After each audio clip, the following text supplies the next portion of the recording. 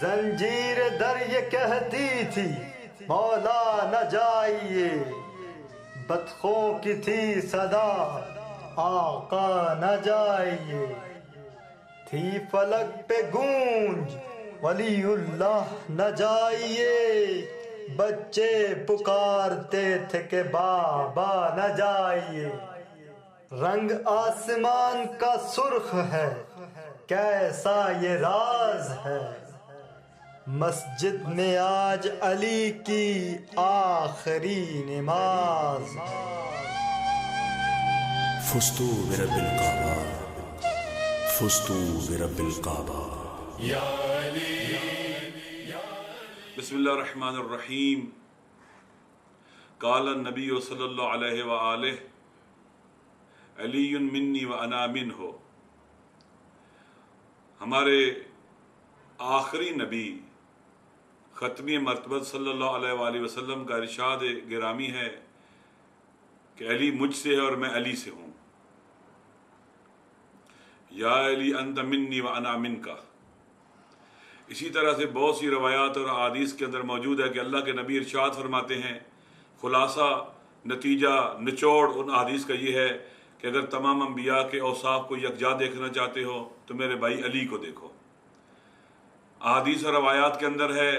کہ النظر الی وجہ علی عبادہ، علی کے چہرے کو دیکھنا عبادت، علی کا ذکر عبادت، علی کی محبت عبادت۔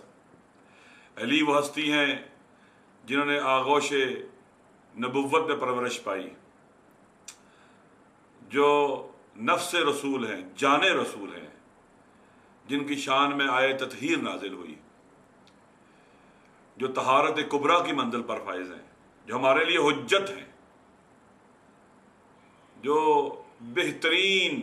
راستہ ہیں، صراط مستقیم ہے مدینۃ العلم تک پہنچنے کے لیے۔ ایسا عادل کہ جس کے بارے میں کہا گیا کہ ان کی شہادت کی وجہ ان کا عدل پر کمپرومائز نہ کرنا تھا۔ 19 کی رات بظاہر فرق امیر المومنین پر تلوار زہر آلودہ تلوار کا وار کیا گیا، لیکن حقیقت میں یہ پوری بشریت اور انسانیت کو قتل کیا گیا، حقیقت قرآن کو قتل کیا گیا، جان رسول کو قتل کیا گیا اور شہید کیا گیا، تمام انسانی فضیلتوں کو قتل کیا گیا، سچائی قتل ہوئی ہے، انسانی غیرت اور حمیت قتل ہوئی ہے، عدل قتل ہوا ہے، ایثار اور فداکاری قتل ہوئی ہے، ولی اللہ قتل ہوا ہے، ولایت قتل ہوئی ہے۔ وہ ہستی جو پوری بشریت کو اس کا توازن لوٹا سکتی تھی، ایک بیلنس معاشرہ بنا کر انہیں قرب خدا کی طرف لے جا سکتی تھی، ان کے ساتھ دشمنی کی گئی، ان کے راستے میں روڑے اٹکائے گئے، ان کے ساتھ دشمنی کی گئی، ان کے ساتھ دشمنی در حقیقت اللہ کے رسول سے دشمنی تھی، اور اللہ کے رسول کے ساتھ دشمنی در حقیقت اللہ سے دشمنی ہے۔ ہم عزادار ہیں، صدیوں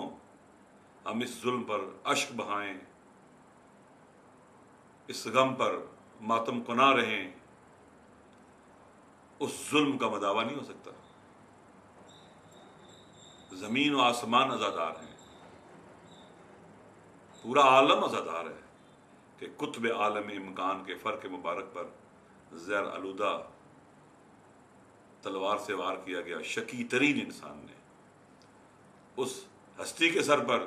جو قاتل کو بھی شربت پلائے، جو قاتل کے بھی حقوق کا خیال رکھے۔ کہاں ہیں دنیا میں ایسے لوگ جو یہ کہے الا وان امامکم قد اخذ من دنیا بتمریہ ومن طعمی بقرصیہ، تمہاری پوری دنیا سے جو کی 2 روٹیاں اور 2 کپڑے، جو یہ کہے کہ جس لباس اور جن چیزوں کے ساتھ، جس سواری کے ساتھ میں دارالامارہ میں نے قدم رکھا ہے، زہری مسند حکومت پر بیٹھا ہوں، اگر واپس جاتے وقت اس سے زیادہ میرے پاس ہو سمجھنا خیانت ہوئی ہے۔ وہ دنیا کے حکمرانوں کے لیے رول ماڈل ہیں، دنیا کے کمانڈروں کے لیے، جنگی کمانڈروں کے لیے رول ماڈل ہیں،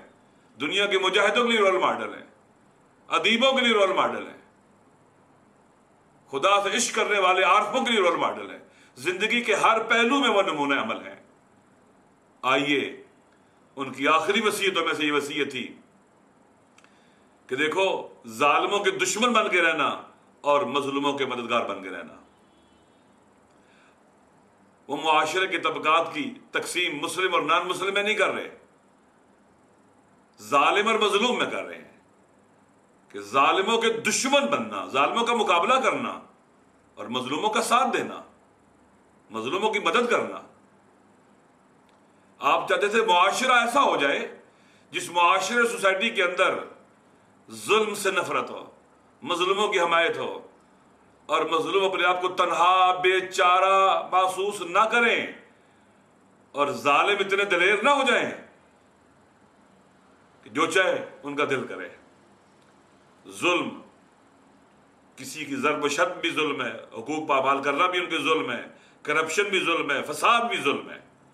جو کچھ حکمران لوٹتے ہیں حقیقت میں یہ عوام کا ہوتا ہے، ان مظلوموں کا ہوتا ہے۔